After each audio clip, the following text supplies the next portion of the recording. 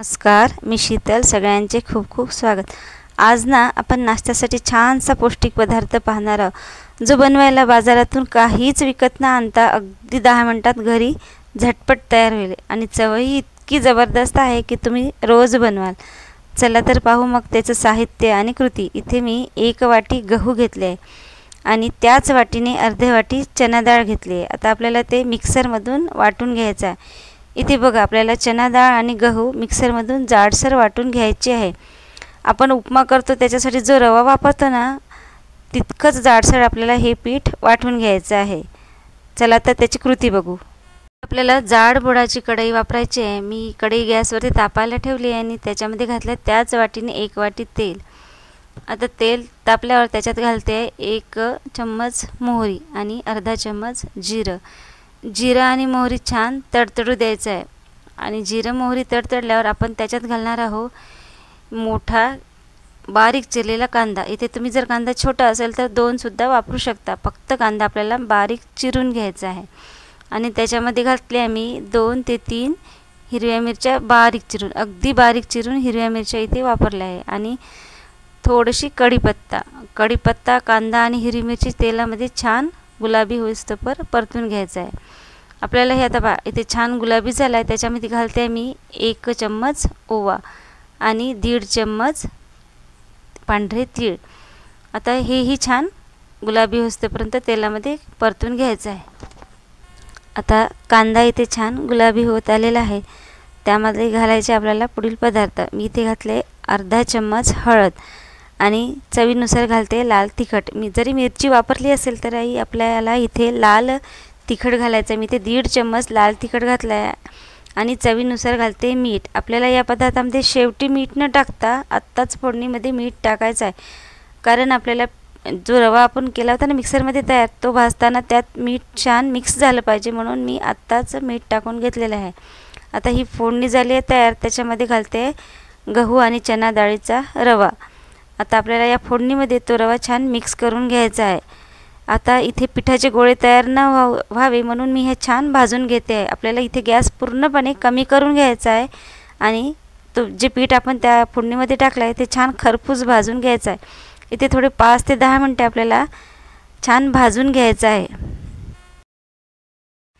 पुढे जाण्याआधी माझ्या चॅनलवरती नवीन असाल तर माझ्या चॅनलला सबस्क्राईब जरूर करा आणि जर तुम्ही हा पदार्थ घरी करत असाल तर त्याला काय म्हणता हेही कमेंट करून नक्की सांगा. गॅस पूर्णपणे मंद आहे आणि मंद गॅसवरतीच मी हा रवा छान फोडणीमध्ये भाजून घेत आहे. इथे आपल्याला आणखी 4 ते 5 मिनटं हा रवा असा छान वास सुटेपर्यंत भाजून घ्यायचा आहे.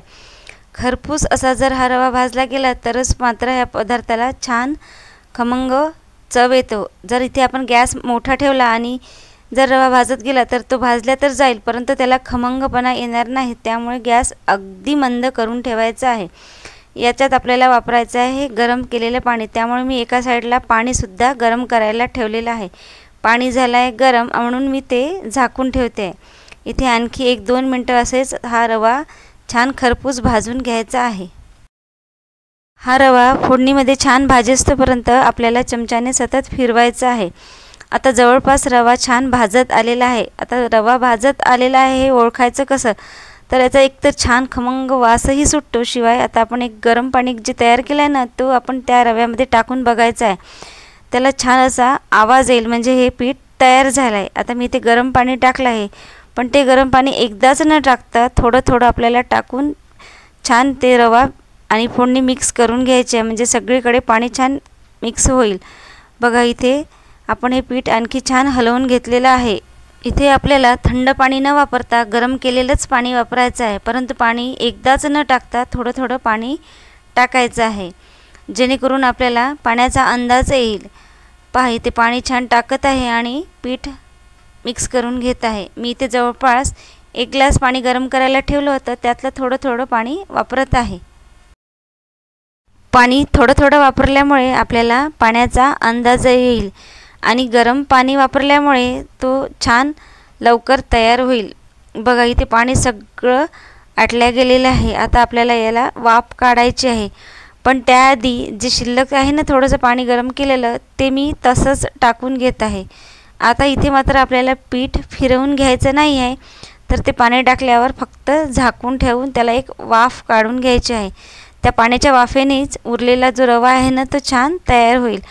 आता त्याच्यात घालते मी आंबट ताक. तुम्ही ते दहीसुद्धा वापरू शकता, पण मी ते ताक वापरलं आहे आणि तेही आंबट आहे. आता आपल्याला ते छान मिक्स करून घ्यायचं त्या रव्यामध्ये. तुम्ही ते दह्याऐवजी किंवा ताकाऐवजी लिंबूसुद्धा वापरू शकता, परंतु लिंबूपेक्षा दही किंवा ताकाची चव छान येते, त्यामुळे मी इथे दही किंवा ताकच वापरायला सांगेल. आता आपण दही टाकल्यावरती छान मिक्स करून घेतलं आहे आणि त्याच्यात आपल्याला दह्याचे बॅलन्स करायसाठी थोडीशी साखर टाकायची. मी इथे 1 चम्मच जवळपास साखर टाकलेली आहे आणि दही आणि साखर छान त्या रव्यामध्ये मिक्स करून घेत आहे. बघा आता आपल्याला इथे फक्त एक वाफ काढून घ्यायची आहे. हा पदार्थ तुम्ही एकदा नक्की ट्राय करून पहा, तुम्हालाही इतका आवडेल याची मला खात्री आहे. शिवाय तो खाण्यासही खूप पौष्टिक आहे.